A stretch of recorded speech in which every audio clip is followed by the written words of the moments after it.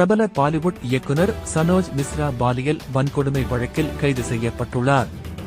இவர் diary app Bengal, Ramki Janma Bhoomi மற்றும் கிருஷ்ணவி ஆகிய படங்களை இயக்கிய நிலையில் சமீபத்தில் நடந்த பிரயாக்ராஜ் கும்பமேளா புகழ் ருத்ராட்ச மாலை விற்று வந்த மோனலிசாவை சந்தித்து சினிமா வாய்ப்பு தருவதாகவும் தான் எடுக்க இருக்கும் டைரி ஆப் மணிப்பூர் படத்தில் நடிக்க வைக்கப் போவதாகவும் சனோஜ் மிஸ்ரா அறிவித்திருந்தார்.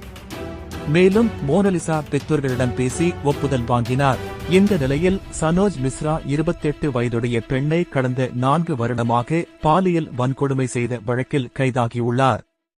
மேலும் அந்த பெண் தன்னை கட்டாய கருக்கலைப்பு செய்யச் சொல்லி சனோஜ் மிஸ்ரா துன்புறுத்துவதாக போலீசில் புகார் செய்துள்ளார். தொடர்ந்து அவர் மீது பாலியல் வன்கொடுமை உள்ளிட்ட பல பிரிவுகள் மீது வழக்குகளின் பேரில் டெல்லி காவல்துறை கைது செய்துள்ளது. இந்த சம்பவம் பாலிவுட் வட்டாரத்தில் பெரும் பரபரப்பை ஏற்படுத்தியுள்ளது.